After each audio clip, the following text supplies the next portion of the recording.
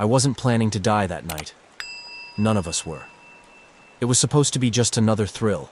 A spooky story turned into a wild weekend, the kind of thing you laugh about later over bad pizza and warm beer.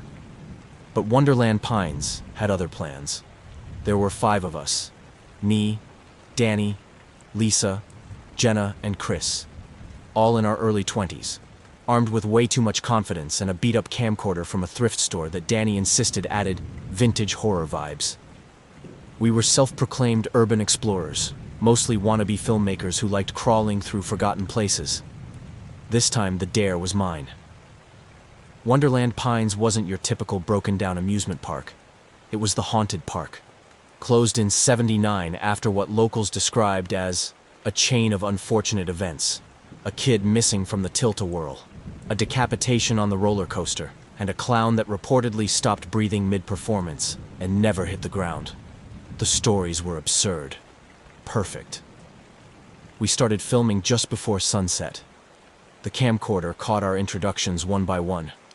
Danny doing his best ghost hunting host impression, Lisa rolling her eyes but smiling, Jenna throwing popcorn at the lens, Chris showing off a crowbar just in case, and me, Mark, declaring we'd prove once and for all that Wonderland Pines was just a rotting collection of steel and shadows. We parked about a mile from the gate. It looked exactly like the grainy photos online, arch sign half fallen, vines growing over ticket booths, the top of the Ferris wheel just visible above the treetops. We laughed at the silence, toasted our stupidity with warm soda, and prepared to hike in at dawn. That was the plan. But then, our car died. Not sputtered, not choked, just died. Dead silent. No lights, no hum, nothing. Chris, who swore he knew cars, looked under the hood and frowned for the first time all day. We decided to stay put for the night. Jenna claimed we'd add suspense to the footage by filming reactions in the dark. Danny kept the camcorder rolling, switching between night vision and regular, making exaggerated ghost noises to pass the time. That's when we heard it. Faint, distant, carousel music. It came from the park. Danny thought someone was messing with us. Lisa sat up straighter in her seat. "Is this part of the dare?" she asked. I wanted to say yes. I didn't. We rolled the windows up, locked the doors, and tried to laugh it off. The camcorder stayed on, pointed toward the park, battery blinking red. Then it caught it. Movement. The Ferris wheel, dead for decades, was slowly turning. One rusty rotation, then another. No wind, no motor, just motion. I still remember Chris's voice, quiet for the first time all night, saying, "Tell me someone sees that." We all saw it. That's when the laughter stopped. There's something about fear in the dark that feels like a bad dream. It's the kind of fear you can rationalize. Maybe it was a trick of the shadows.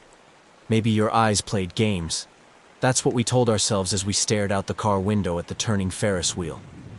A ride that hadn't moved in over 20 years was now lazily creaking in a full circle under a moonless sky.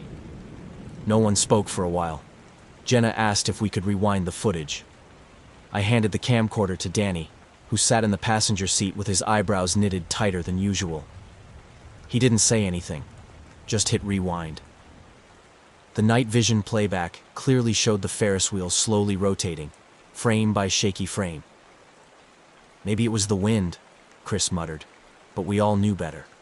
The air was still, dead still. Then it happened. At exactly midnight, 12 a.m. sharp, every light inside the park flickered on. I'm talking full power. Blinking signs, string lights draped over broken booths, glowing bulbs spiraling around rides. It was blinding, dazzling, and absolutely silent. The park wasn't just on, it was alive. Lisa screamed. Just once. That thin, shocked kind of scream you try to swallow. Danny was already outside the car. I don't even remember seeing him open the door. He just wasn't there anymore. And then we spotted him walking toward the gate, slow and steady, like he was in a trance. "Danny!" I shouted. He didn't turn. The camcorder was still rolling. You can hear me yelling in the background. The gate, which we had seen chained shut just hours before, now stood wide open. Rusted chains lay in a twisted pile at the foot of the entrance, like they'd been cut or chewed through. We didn't want to go in. God, every part of me did not want to step through that gate, but we did. Inside, it felt off. Like we were walking through an old VHS tape someone kept pausing and fast-forwarding. The rides were spinning, but unevenly. Lights blinked in strange rhythms. The carousel horses jerked unnaturally, some missing limbs, others with their painted smiles cracked open to reveal wire teeth. That music, it was wrong. Familiar and broken at the same time, like an old carnival tune being played backwards in slow motion. "Where the hell is the power coming from?" Jenna whispered. We found a popcorn stand still working. The machine was popping kernels, though the glass was fogged and smeared with something that wasn't butter. Chris tried the light switch. Nothing happened. No wires, no generators. Lisa tugged my sleeve. "Mark, look." The funhouse mirrors stood at the far edge of the midway. Most of the glass was shattered or dirty, but one pane was spotless. Perfect. And inside it, something was watching. We all saw it. A clown's face, too wide, eyes too large. Not painted on, not a mannequin. A real distorted face trapped behind the mirror, blinking. It blinked at Lisa. She ran. We all did. But the music kept playing, the lights kept shining, and somewhere deep in the shadows behind the spinning tilt-a-whirl, I swear we heard laughter. Real laughter. And Danny? Danny still hadn't come back. I wish we'd never stepped through that gate. It's strange how your brain clings to logic, even when the world's crumbling around it. You tell yourself things like, "It's just a prank," or "We can leave anytime we want." You tell yourself the way out is the same as the way in. But Wonderland Pines doesn't let you leave. We tried. God, we tried. After Lisa saw that clown face in the funhouse mirror, she was shaking so bad she could barely speak. Danny still hadn't come back. And the lights? Still blazing like the grand opening of hell. We ran to the gate, hoping to find him there. But all we found was fog. Thick, soupy fog had rolled in from nowhere, swallowing the parking lot, the trees, the road we came in on. We couldn't see more than a few feet in any direction. Worse, every time we walked toward the exit, we'd loop back into the park. No matter where we started, we'd always end up back in front of the Ferris wheel. Chris cursed under his breath. Jenna cried. I turned on the camcorder, trying to document everything. Maybe we'd piece it together later. Maybe we'd find a pattern, a clue. But the camera had started to glitch. The screen buzzed with static, and the audio was full of distorted whispers. Words we couldn't make out, but they felt wrong. Ancient, mocking. Danny's voice was never among them. We heard a ride starting up in the distance. Mechanical clinks and creaks echoed through the fog. Then we saw it, the scrambler, lights flashing, arms spinning, the same ride where that boy supposedly vanished back in '72. Before we could stop him, Danny walked up the ramp and climbed aboard. He was smiling. "Danny!" Lisa screamed. He looked at us for a split second. Then the ride started moving. Faster and faster. No one was at the controls. The ride moved on its own, faster than it ever should have, until it screeched to a stop. Empty. Danny was gone. The ride was still warm when we reached it, but his seatbelt was buckled. And his shoes. His shoes were still on the ride floor. We split up. I know. We should have stuck together. But panic makes you stupid. Lisa and I ran toward the carousel. Chris and Jenna headed for the arcade hall. The fog devoured us the moment we separated. That's when the ride started reacting to us. Lights flickering on the moment you got close. Music warping like it was being dragged through molasses. Everything felt like it was waiting. Lisa and I passed the log flume. It was running.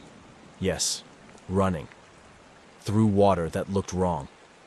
Dark. Red. She leaned over the railing. Something grabbed her wrist. She screamed, yanked herself back. Her hand was soaked in what looked like blood, and beneath the surface of the water, we saw it. Fingers. Small fingers. Dozens of them. pale and writhing just below the surface. We didn't speak after that. We just ran. Then came the announcement. A speaker crackled to life above the prize booth. Next round begins in 15 minutes. All the lights in the booth flicked on. A stuffed bear slumped on the shelf began to bleed from its eyes. Its mouth opened slowly. No voice, just a grin. Stitched, ripped. That was the moment I knew. We weren't here to explore a haunted park. We were contestants in a game we never agreed to play. The truth is, by this point, we were already broken. Danny was gone. Jenna hadn't said a word in over an hour. Lisa kept whispering to herself. Chris had started carrying that crowbar like it was welded to his hand. And me? I was still filming. I don't know why. Maybe because it was the only thing that made any of this feel real. We needed answers. We needed to understand what the hell this place was. And somehow, the park delivered. We stumbled into the old control room near the center of the midway. It was hidden behind a rusted metal sign that read, "Staff only, do not enter under any circumstances." A sign like that is basically a welcome mat for people like us. Inside, the air was thick with mildew and something else, burnt sugar and rot. The walls were lined with broken monitors, old buttons labeled with ride names, and security cameras that flickered with static. Chris managed to get one ancient VCR to whir to life. The tape inside, already playing. We watched in silence. Grainy footage. Children. Dozens of them. Lining up for rides. Smiling. Waving. Then, gone. One by one, they vanished. Right from their seats. No accidents, no struggle. Just here, then not. Every tape had the same man. A tall figure in a dusty red coat, black top hat and white gloves. The ringmaster. He never spoke. Never moved. He was just present. In every scene. Watching. The last tape was labeled Final Performance. It showed a jumbotron, our jumbotron, broadcasting a fresh recording of us entering the park. From earlier that night, camcorder style. That's when we realized it. We were being watched. Recorded. Played back. We were part of the show now. Then Lisa heard it. Danny's voice, whispering her name. We followed it.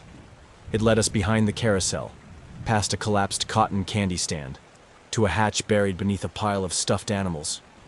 We pulled it open. It groaned like it hadn't been touched in decades. Inside was a narrow stairwell. No lights, just the sound of wind, or maybe breath. The bunker was worse than anything we'd seen so far. Old guest records covered the walls, names of families, kids, notes scribbled in red ink.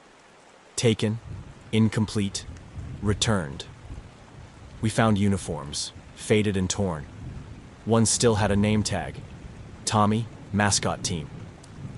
And then there were the skeletons. 4 of them. Chained to carousel horses in a circular stone room below the bunker. Their jaws stretched wide, like they'd died mid-scream. The camcorder was shaking in my hands. I turned around, and he was there. The ringmaster. Full view. No fog. No flicker. Just stillness. He didn't say a word. He didn't need to. He raised one gloved hand and pointed. Right at us. Right at the camera. Right at me. There were only 2 of us left now. Lisa and me. I don't remember when Jenna disappeared. 1 second we were whispering a plan in the bunker, and the next she was gone. Like a sound cut mid-sentence. Chris went soon after. We heard the carousel start again, and his scream. That was it. Gone. The fog had thickened so much it felt like we were underwater. Time didn't pass the way it used to. Our watches stopped. Our phones were just black screens now. But I noticed something worse. Every single clock in the park, every booth, every ride, every cracked wall hanging in the funhouse, read the same time. 11:59. Time was frozen. We were stuck in a minute that never ended. Lisa was the one who figured it out. She remembered the old urban legends, the ones we used to laugh at. The carousel wasn't just a ride. It was the heart of Wonderland Pines. According to the stories, it was the first ride built and the last one to ever shut down. The one ride the ringmaster never let break.